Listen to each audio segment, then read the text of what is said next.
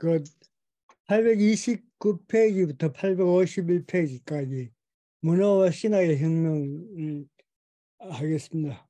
하기 전에 지난주에 우리 했던 이제 과학과 철학의 혁명, 그 과학과 철학의 혁명에 있어서 그 중요한 하루는 코페르니쿠스적 전환이라고 할 수 있는 그 자연과학의 그 발달 또는 그 발견이라고 그렇게 지난주에 그 내용은 그 핵심적인 내용은 그겁니다.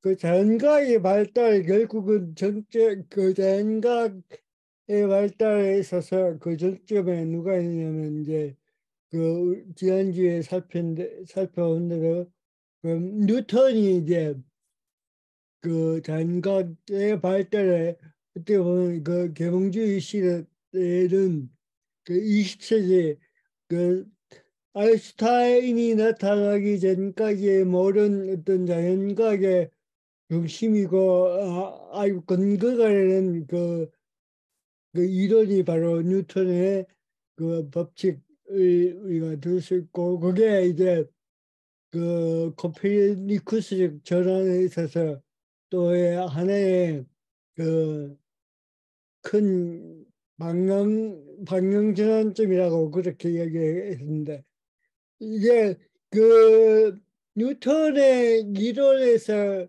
가장 중요한 게 뭐냐면은 여러 가지가 있겠지만 지난주에 잠시 말씀드렸지만 뉴턴이 이해한 그 절대 시간과 절대 공간 속에서 그 그런 어떤 체계, 그런 우주 체계 속에서 인간은 그 원인을 정확하게 측정할 수 있으면 그 원인에 대한 결과까지도 그 충분히 예측할 수 있다라는 게 이제 뉴턴의 핵심적인 그 이론이라고 이야기할 수 있겠습니다. 그걸 다른 말로 이제 이야기를 한다면 그 이제 인간은 그 자연에 대해서 자연의 법칙을 발견함으로써 어떻게 보면 미래에 대한 예측, 그 미래를 예측할 수 있는 그런 어떤 그 뭐랄까 그런 사고를 그런 발전을 이제 인간이 그런 능력을 가질 수 있다는 거죠. 그러니까 인간이 미래를 예측한다는 것은 미래에 일어날 수 있는 모든 일들을 이제 인간의 이성을 통해서 그 감지할 수 있고 또 예방할 수 있고 또 설계할 수 있고 그래서 또 그래서 미래에 우리가 어떤 방향으로 나아가야 할지 긍정적으로 이제 어, 추구할 수 있다. 그게 이제 이 그 코페르니쿠스적 전환에 있어서 가장 중요한 포인트고 그럼으로써 인간은 미래를 예측하고 또 미래를 또 설계할 수 있기 때문에 이제 또 다른 어떤 세계를 꿈꿀 수 있다. 그래서 여기서 이제 그 이 새로운 세계에 대한 사상이 나타나면서 우리가 잘 알던 토마스 모어의 유토피아로 이 그 계몽주의 시대 때 이런 영향에 그 의거해서 유토피아 사상이 또 결과되어서 나타날 수 있는 그런 어떤 기본적인 전제가 바로 이 그 뉴턴의 자연과학적 세계관의 어떤 있어서의 법칙성을 이제 마련하고 또 그걸 근거 지우고 했던 그 그게 하나의 큰 이제 핵심적인 것이고 또 하나는 17세기 이전까지 그러니까 이런 전환이 이전까지 모든 어떤 사상이나 모든 그 사건이나 모든 문화에 있어서의 가장 기본적인 그런 전통적인 걸 할 수 있는 어떤 신의 명령, 그 신의 권위에 의해서 움직여지는 모든 문화와 사회, 철학, 이 모든 것들이 신의 그 명령에 근거되어져 있다면은 이제 그 이 자연과학이 발달함으로써 인간이 가지고 있는 이성을 가지고 관찰할 수 있고 또 수학적으로 계산할 수 있는 그런 어떤 그 그런 변화가 이제 일어났다. 그래 이제 어떻게 보면 그 과학과 철학의 혁명에 있어서 가장 중요한 포인트다. 그런 걸 이제 근거로 해서 오늘 이야기로 아마 그 이야기에 이런 이야기에 이제 연속성 속에 우리가 있다고 볼 수가 있습니다. 그러니까 이제 한마디로 이게 전통적인 어떤 신적인 권위 대신에 인간의 이성이 그 만물을 이제 어떻게 보면 조정할 수 있고 또 예측할 수 있고 또 할 수 있는 능력을 가진 인간이 이제 중심이 되기 때문에 거기에서 이제 모든 문화든지 또 이 문화를 줄였던 그 신학 또 교회 정도의 모든 변화가 거기서부터 시작된다고 그렇게 볼 수가 있습니다. 그래서 이제 그 한스 킹은 그 문화와 그 신학을 이야기하기 전에 근대적인 의미가 뭔가를 이제 먼저 이야기를 하고 있습니다.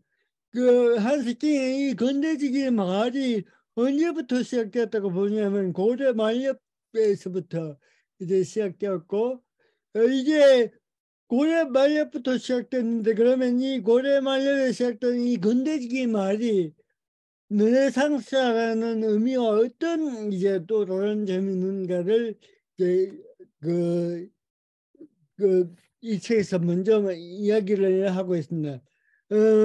이 근대적인 말이 고대 말렵부터 사용되기 시작했지만 그럼에도 불구하고 17세기에 이제 구체적으로 이 말이 사용된 그 이유 근거가 뭐냐면은 그 새로운 시대의식이라는 제가 그런 이야기했던 것처럼 그 이성을 중심으로 한 그 신적 권위 또는 신적 명령이 이제 명령을 그 명령과 그런 윤리가 이제 그 계속 이야기했던 것처럼 종교 전쟁을 의해서 모든 종교적 권위가 상실하고 난 다음에 그 상실한 그 자리에 인간의 이성이 그 자리를 차지함으로써 어떤 새로운 시대에 대한 어떤 그 이성의 그 긍정적인 어떤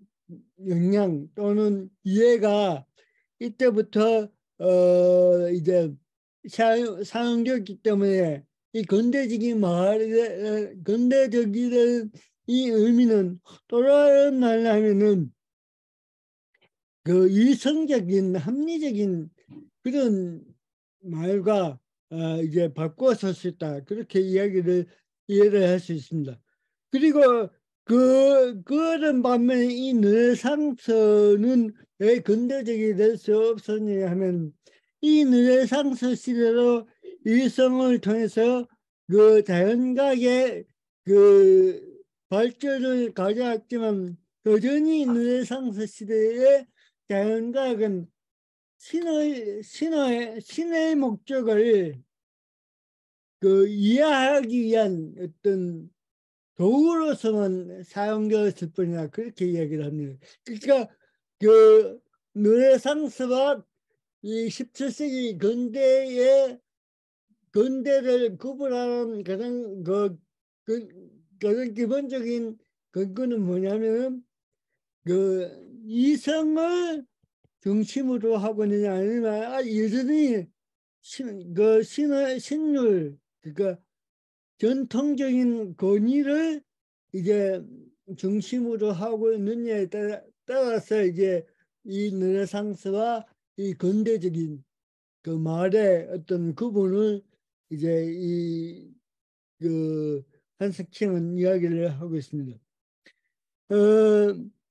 그리스도교 역사상 처음 17세기 세계 사회교회 신학의 새로운 근본 모델, 곧 새로운 패러다임의 자극이 일차적으로 신학과 교회 내부로부터가 아니라 외부로부터 주어졌다.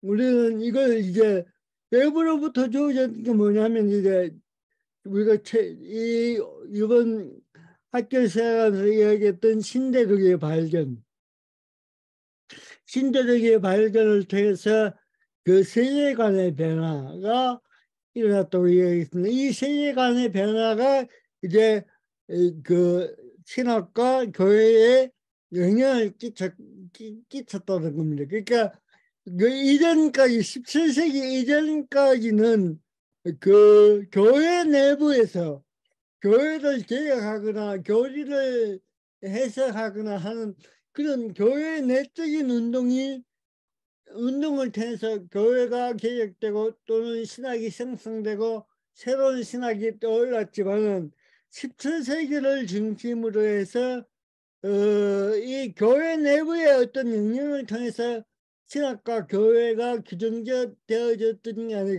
아니고 교회 바깥에 여러 가지 단각이나 신대륙의 발견이나 이런 다른 예부적인 요인을 통해서 이제 그 교회와 이제 그 신학이 이제 변화되었다. 그렇게 이야기를 하고 있습니다. 그래서 그 가장 중요한 것은 뭐냐면 개인으로서 인간의 중심 이치를 차지했고 그와 동시에 인간의 지평은 거의 무한대로 확장 세분화되었다. 그러니까 인간의 이성의 능력이 무한대로 확장되다 보니까 이제 나올 수 있는 게 이제 진보라는 그 사고가 여기에서부터 나오게 되는 거죠. 그래서 수학과 자연과 새로운 철학이 내두가 되었고 이제 교회를 얽매이지 않는 그런 어떤 정신생활 철학이 발달함으로써 때로는 이제 그 우리가 계몽주의를 거치면서도 프랑스 혁명을 거치면서 또 이런 사조와 문화는 교회를 그 대립하는 그러니까 이제 교회와 조화를 이루는 것을 넘어서서 교회와 대립하는 그런 구조까지 이르는 그런 상황으로 전개되었다고 그렇게 이야기를 하고 있습니다. 그래서 이런 근대라는 말은 과학의 혁명이고 또 철학의 혁명이고 기술의 혁명이고 그래서 결국은 정치적 혁명이라는 말은 이제 국가가 탄생되는 거죠. 이 국가라는 말이 이제 이탈리아에서 17세기에서 이제 그 처음으로 이 국가라는 그 단어가 사용되기 시작하는데 이 모든 것들이 바로 이런 어떤 근거를 통해서 이제 국가라는 어떤 새로운 공동체가 탄생하게 되고 그래서 이제 이 국가가 탄생함으로써 이제 또 정치적인 혁명만 가져가는 것이 아니고 정치와 또 사회와 또 경제적인 변화를 가지고 오게 되고 이 모든 것들이 이제 결국은 무엇으로 귀결되느냐면 산업혁명으로 이제 결론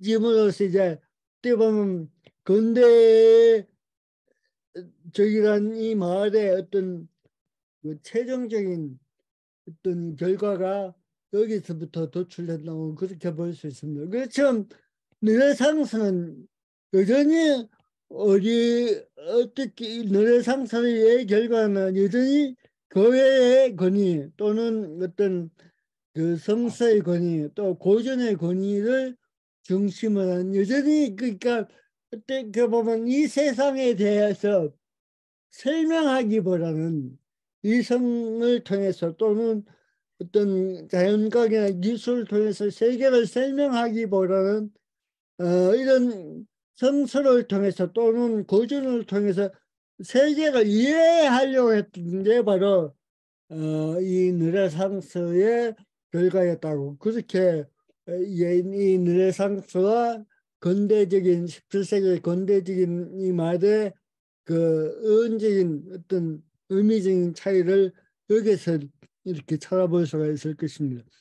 그래서 이렇게 이제 신적인 권위와 신적인 권위와 또는 교회의 권위 또 종교의 권위가 이제 무너지면서 이제 결국은 그 서서히 이제 이 종교를 이제 그 인간의 이 사회 속에서 이제 배치하는 그런 상황에 이르게 된 거죠. 그래서 그 17세기 초에는 그 이 교회와 이런 그 권위 또 종교적 권위가 그 성직자들과 또는 그 국왕들 특히 우리가 그 프랑스의 누이 14세나 그런 시에 처음에 우리가 봤던 그 뭡니까 그 두 가지 상징적인 17세기 건물들 그 프랑스와 저기 이탈리아의 스페인의 참그 건물을 통해 그 근대적인 근대를 상징하는 그 건물을 통해서 우리가 알 수 있었던 게 바로 종교와 그 정치와 종교와 정치의 어떤 조화 그리고 어떻게 보면 그 정치가 이 종교의적 권위 위에 있는 그런 어떤 그 구조가 이때부터 나타나기 시작하면서 또 때로는 이 정치가들이 자신들의 정치적 활동을 위해서 그 자신들의 행위를 정당화시키기 위해서 이 종교를 이용하는 그런 시대가 이제 이 근대 시대라고 그렇게 이야기를 할 수 있을 것입니다. 그러니까 여기 보시면 17세기에도 여전히 제일사 권위와 규율, 교회 교권 제도와 교회는 매우 존중되고 있었지만 절대 군주들과 고위 성직자들에 의해 그들의 세력을 강화하는데 그 악영되었다. 그러니까 어떻게 보면 이 교권이나 어떤 권위가 이제 어떤 정치적 지도자들을 그 조정하거나 그들의 질서를 유지시키는 게 아니고 그것을 통해서 이제 이 정치가들이 자신들의 정치적인 어떤 이익을 도모하는데 사용되었다 그렇게 이야기를 할 수 있습니다. 이런 반면에 이제 이때부터 시민계급이 성장하겠네. 이 시민계급의 성장은 어디서 특히 볼 수 있느냐면 뒤에서 얘기하겠지만 프랑스 혁명 때 이제 이 그 시민계급의 그 주도적인 역할이 아마 또다시 언급될 겁니다. 어쨌든 이 시민계급이 성장함으로써 이들에 의해서 종교는 또 한 번 또 배척을 당한 그런 위기를 이제 맞게 됩니다. 18세기에서는 이제 특히 프랑스에서는 이제 그 계몽주의 시대 그리고 프랑스 혁명 때는 이 그 완전히 그 기독교가 이 일반 시민들로부터 또 실흥 그 계급들로부터 완전히 배척을 당하는 그런 지경에까지 이르게 됩니다. 그리고 음, 그리고 18년 독일도 그렇고 여전히 그 유럽 지역에서는 이제 이 종교와 정치가 어떤 입장과 어떤 이제 상황에 있느냐에 따라서 이제 그 당시에 모든 사회와 모든 활동이 이제 규정되고 또 하는 그런 이제 일이 이 당시에 일어나게 되는 겁니다. 어, 그래서 이 그 종교와 기독교의 어떤 권위 또는 교회의 권위가 이제 권위보다 이성이 위에 둠으로써 이제 어떻게 보면 이성이 모든 문제의 심판관 자리에 있게 되는 그런 상황이 이제 도래하게 됩니다. 그래서 여기에 보시면 진리에 관한 모든 문제의 심판관이 된 인간이 이성에 대한 새로운 신앙과 더불어 엄밀한 의미의 근대가 시작됐다. 그러니까 어떻게 보면 모든 것을 판단하는 기준이 이제 이성이 중심이 됨으로써 이제 어떻게 보면 그 구체적인 근대가 시작되었다. 그러니까 한마디로 이 근대는 이성적인 어떤 사고가 그 완전히 우위를 점하고 그 이성적 사고를 통해서 모든 것이 규정되고 또 통제되고 또 판단되고 하는 그런 시대가 바로 이 근대 시대라고 그렇게 이야기를 할 수 있겠습니다. 엄밀한 의미의 근대적인 총체적 구조는 종교개혁이나 반종교개혁과는 반대로 신앙에 대한 이성의 우위, 은총보다 자연의 우선성, 교회보다 마야로 갈수록 세속화되어가는 세상의 주도권, 국가가 이제 어떻게 보면 이 모든 어떤 그 당시에 17세기 이전에 있었던 전통적인 어떤 기구들과 가치들과 그런 권위적인 모든 것들 위에 위치를 정하는 시대가 바로 이 근대 17세기라고 그렇게 이야기를 할 수가 있겠습니다. 뇌상수들 것을 근대의 특징적인 진보성 안에서 이 진보성이 바탕을 두고 있는 것은 고대 또는 성서가 아니라 그러니까 인간의 자주적 이성이었다. 그러니까 자주적 이성이란 말은 어떤 실적인 명령이나 어떤 권위에 예속되지 않는 이 말은 우리가 지난주에 우리가 칸트를 이야기하면서 칸트가 이야기했던 계몽이라는 것은 바로 모든 어떤 지배, 모든 권위로부터의 해방을 이야기한다고 지난주에 이야기를 했습니다. 인간의 자주적 이성이었다. 일성의 전능성과 자연지배 가능성에 대한 신앙. 이야기했죠. 아까 이야기했던 것처럼 이제 자연지배 가능성이라는 이 말은 또 다른 말하면 이제 인간 그 사회에서 일어나는 모든 문제에 대해서 해결 또는 대책이 이제 가능한 시대가 되었다. 그렇게 본다는 진보이념은 바야흐로 역사 전체의 시간적 해석 규범이 됐다. 이제 그 모든 문제를 해결할 수 있고 그 예측 가능하니까 이제 그 이런 해결과 예측 가능성을 통해서 이제 결과되는 것들이 뭐겠습니까? 앞으로 그 우리가 꿈꾸는 새로운 세상은 종교를 기반하지 않아도 우리가 그 유토피아를 그 꿈꿀 수 있다. 그러니까 무한히 이제 이 역사는 무한히 진보할 것이라 그 낙관적인 어떤 사고를 이제 여기서부터 가지게 되는 겁니다. 그러니까 진보 그 역사가 진보한다는 말은 또 다른 말로 하자면 우리 앞으로의 그 역사는 시간은 그 낙관적이라. 그 낙관적이라는 말은 다른 말로 하면 인간의 이성에 의해서 통제 가능하고 예측 가능하고 해결 가능한 시대가 바로 도래했다. 그 이야기라는 겁니다.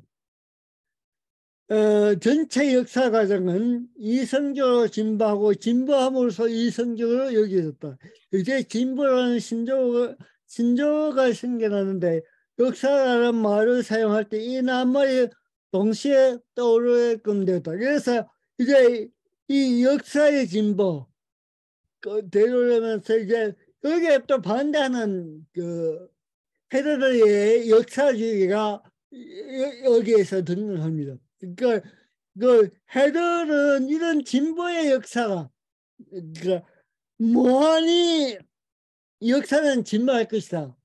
라는 이런 그 낙관주의적 역사관에 반대해서 아니다. 역사는 그렇게 무한히 진보하지 않는다라고 이제 주장하면서 나왔던 게 바로 그 헤르르의 또 역사주의라고 할 수 있습니다. 그렇게 이 헤르르가 그런 역사주의를 주장하고 나온 배경에는 바로 어떤 게 있느냐면 이렇게 역사가 진보하고 이 역사의 진보는 결국은 이성과 그 자연과학에 의해서 주로가 되는데 이성과 자연과학에 의해서 주로되는 이 진보의 역사가 진보적인 역사관이 이제 그 큰 어떤 흐름으로 이제 나타남으로써 무엇이 이제 그 힘을 잃게 되냐면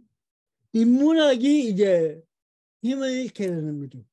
그 자리를 그 위치를 상실하는 그런 위험에 다가오게 되는 겁니다. 그래서 이런 어떤 그 진보적인 역사관이 도로하게 흐르는 이 그 어떤 흐름 속에서 그, 그 인문학에 대한 그 어떤 인문학을 지키기 위한 하나의 운동으로서 일어났던 게 헤르르의 역사주의인데 이 헤르르의 역사주의는 결국 누구에게 연결되느냐 하면 앞으로 다음 시간에 설명할 우리가 보게 될 슬라이더마까지 그렇게 연결되며 어쨌든 이 그 헤르르의 역사주의가 일어났지만 그럼에도 불구하고 여전히 그 이 17세기를 또 18세기에 도로한 그 물결 흐름은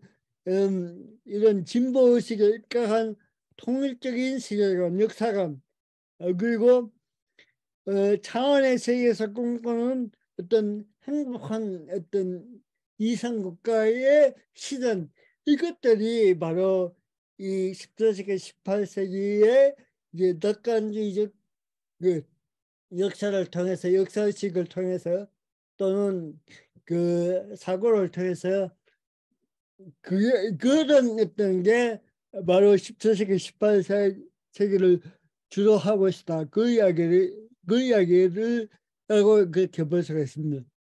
그런 이런 흐름 속에서 종교는 어떤 역할을 했느냐면 관용을 잃어버린 종교. 이건 그 저지난 시간에 이야기를 했습니다. 그 신대륙이 발견되고 그 식민지 건설을 하면서 이 종교가 그 당시에 어떤 이 식민지에 일어나고 있었던 모든 문화를 말살시키고 또 그 문화와 그 민족의 역사를 존중하지 않고 오히려 미개한 역사 또는 미개한 민족이라고 그 보았던 그 편협한 기독교 물론 여기에서 이제 이런 그 관용이 없는 이런 종교를 반대하고 또 관용과 또 상대주의를 그 이야기했던 사람이 이제 우리가 잘 아는 몽테뉴라는 이 사람입니다. 근데 이 신뢰력을 발견하고 이 식민지 건설을 하면서 어떤 문제가 일어나고 있느냐면 그 유럽 세계에 사는 이 모름 인간은 아람의 후손이다라는 어떤 그런 전통이 있었다면 그러면 신대륙에 사는 사람은 누군가 이런 문제가 이제 어떻게 보면 대두되었다고 합니다. 그러니까 뭐냐면은 이때까지는 그러니까 신대륙이 발견되기 이전까지는 자신들이 한계 짓고 경쟁 지은 그 지역에 사는 모든 인간은 그 아담의 후손이라는 어떤 그런 어떤 개념, 그런 어떤 관점을 가지고 살고 있었는데 그게 수천 년간 그렇게 살았겠죠. 근데 갑자기 이제 다른 지역에 다른 민족, 다른 이제 인류가 어떻게 보면 인간이 나타나는 거죠. 그러면 이 신대륙에 사는 사람을 아담의 후손으로 볼 것인가? 아니면 이런 이 신대륙에 사는 이 사람을 어떻게 볼 것인가의 문제. 그래서 이제 그 관용적인 어떤 그런 정신이 없는 그리고 편협하고 교리에 이제 그 충실한 그 교회의 입장은 뭐냐 하면은 이들은 인간이 아니고 미개한 동물일 뿐이라 그게 이 미개한 동물일 뿐이라는 그런 이제 해석을 하게 되는 거죠. 그래서 이들이 가지고 있는 미개한 동물들이 가지고 있는 이 문화는 우리가 없애야 할 그 문화이지 그 문화를 그 존중해 주거나 또 그들에게 어떤 관용을 베풀 수 있는 그런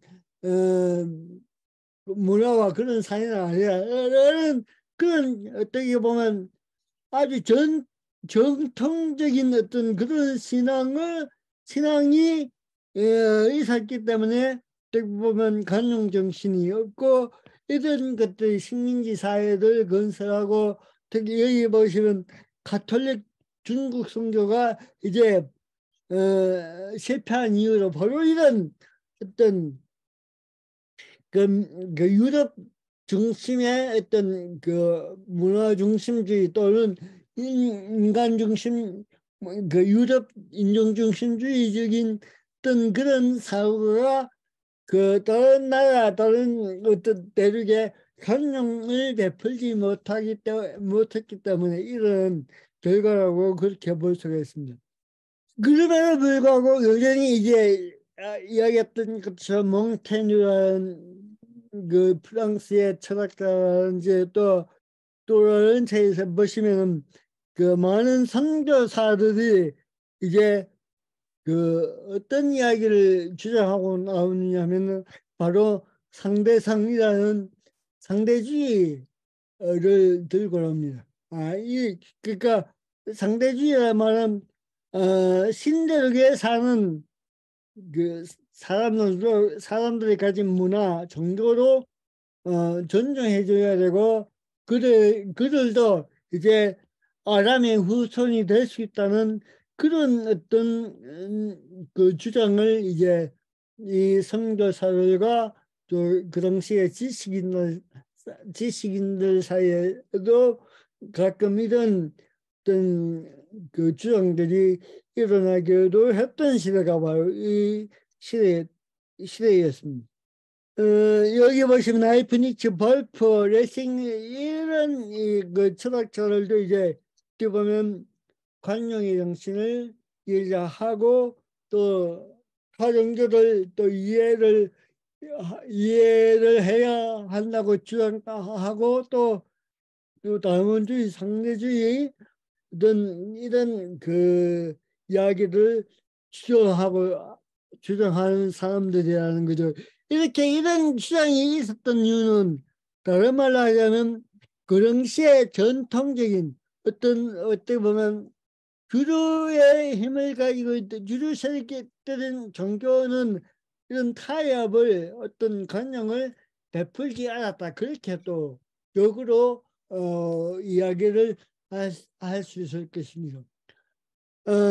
이제 그래서 그 계몽주의, 그 계몽주의를 주의를 이제 맞이함으로써 이제 이런 어떤 편협한 그 권능을 베풀지 않았던 그 종교가 이제 힘을 잃고 그 세력을 잃는 그런 상황이 되는 거죠. 그래서 이제 이 계몽주의가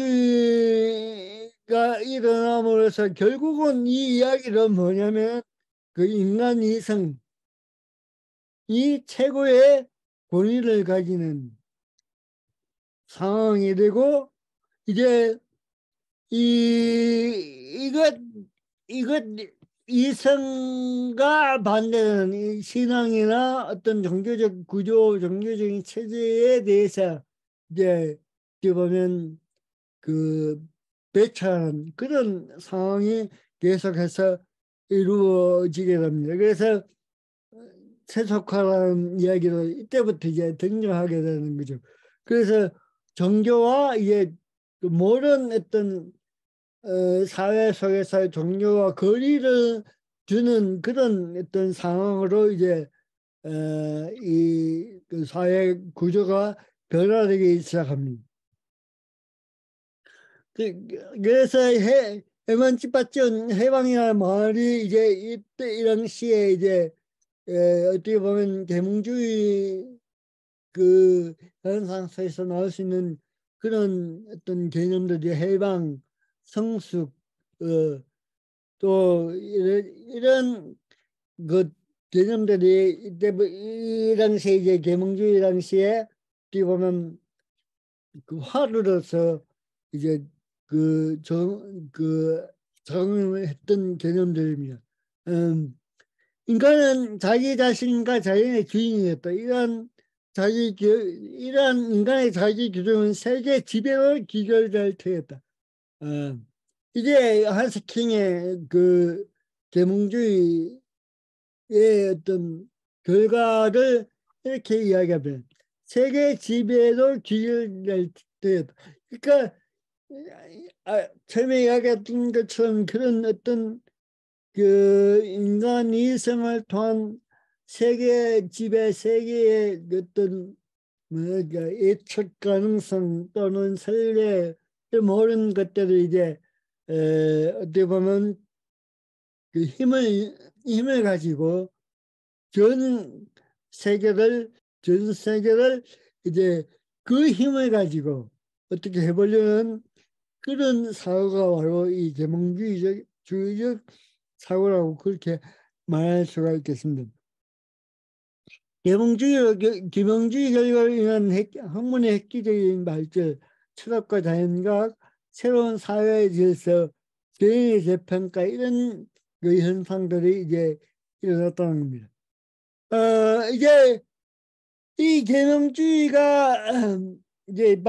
계몽주의가 이제 계속해서 그 주도권을 잡음으로 인해서 신학은 이 계몽주의에 대해서 어떻게 신학이 이제 어떤 태도를 취해야 할 것인가 그게 가장 큰 이제 문제로 떠오르되었다는 거죠. 그래서 이제 이 계몽주의가 내부됨으로써 이제 신학은 여기에 이제 이 계몽주의 힘에 이제 휩쓸려서 이제 어떤 그 일이 먼저 일어나기 시작했느냐면 성서를 역사적 비판자로 분석하기 시작했다는 겁니다.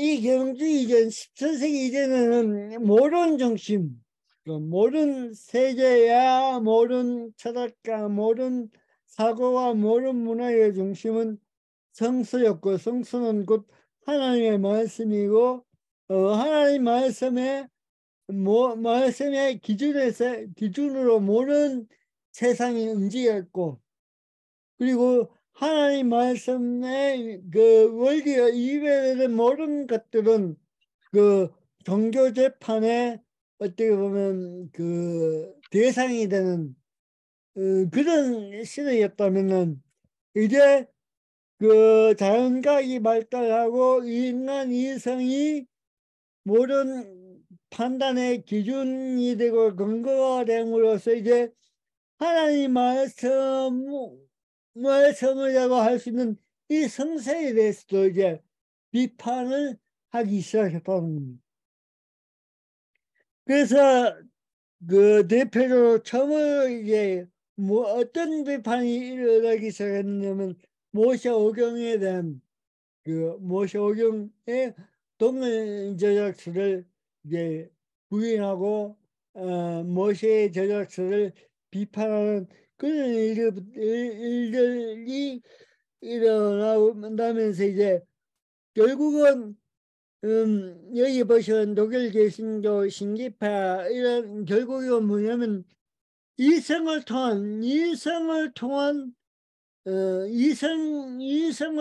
또는 이성과 조화되는 그런 어떤 기독교 종교를 구현하려고 했던 그걸 목표했던 그 운동들이 바로 이때부터 또 일어나게 됩니다. 그래서 여기 보시면은 이 독일 개신교는 가루기 실학자 또는 신기파로 하는 이런 그 부류의 그, 그 신학자들의 이제 공통점은 뭐냐면은 그 이성 종교, 이성에 부합하는 이성과 조화를 이루는 그런 종교를 이제 꿈꾸고 그걸 만들려고 했던 그런 이제 운동들이 일어나기 시작합니다. 그래서 뭐냐면은 결국 하나님의 말씀인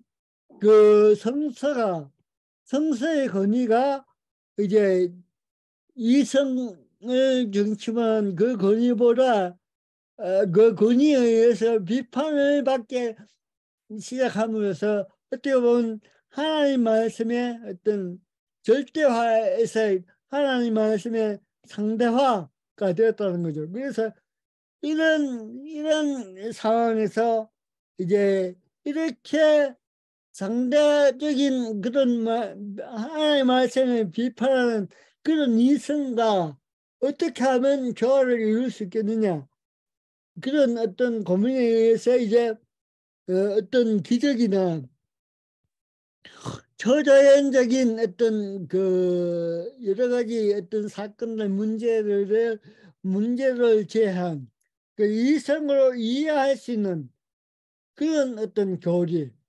또는 이런 교리를 대신에 무엇이 이제 발전하게 되냐면 윤리 성을 강조하는 그런 어떤 그 종교로서 이제 기독교를 만들려고 했던 일들이 이때부터 일어나게 되는 겁니다. 이래서 이렇게 윤리적 그 하나님 말씀을 통한 또는 계시를 통한 하나님 말씀을 통한 인간의 어떤 그 행위 이게 아니고 그걸 이제 그런 것들은 이성과 부합하지 않기 때문에 그것을 버리고 어떤 그 성서 속에서 윤리성만 강조하고 또 이성에 부합하는 그 이론들만 가지고 새로운 종교를 만들려고 했고 그 새로운 종교를 만들려고 했고 그 종교는 어떻게 보면 그 기독교라기보다 도덕적인 그 윤리적인 형태로 이제 그 종교가 이제 변화되는 그런 일들이 이런 시에 일어나기 그 시작했다는 겁니다. 여기 보시면 계몽주의 신학은 여러모로 한낱 자연적이고 낙관적 행복주의적인 누구라의 종교로 단순 변질되었다. 이 개인 종교는 인간이면 누구나 타고난다는 신의식과 실천적 도덕질 이런 신의식하고 실천적 도덕질은 결국 다음 시간에 볼 우리 슬라이드마에서 강조되는 부분이죠.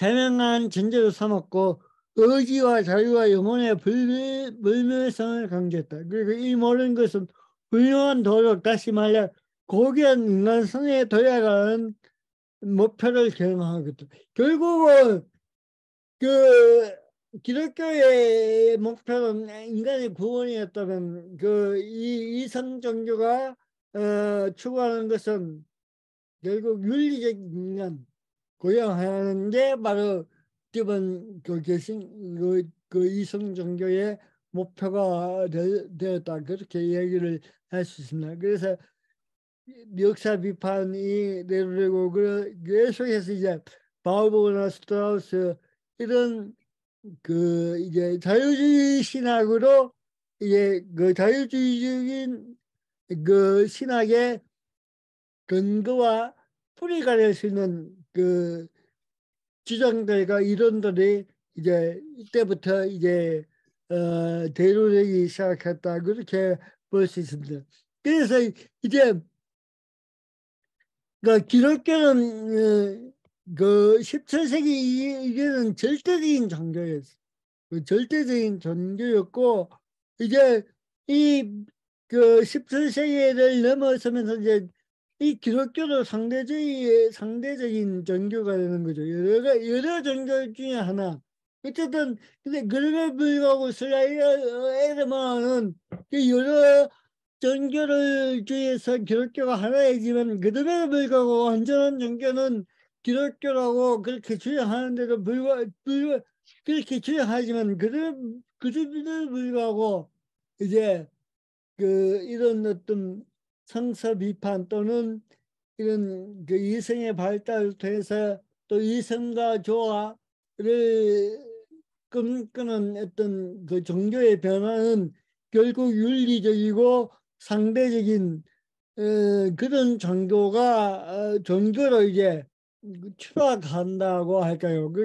그렇게 이제 기독교가 변화를 맞이하게 되는 겁니다. 이런 그 윤리와 또 상대적인 종교의 이 변화에 어찌 보면 그 중심에 누가 있느냐면은 슐라이르마가 있다는 것이죠. 그래서 그 제가 이걸 그 중요한에서 보니까 이 한세킹이 이 슐라이르마에 대해서 아주 그 뭐랄까요 포커스를 맞추고 있는 것 같습니다. 그래서 그 다른 설명보다로 이 슬라이더바의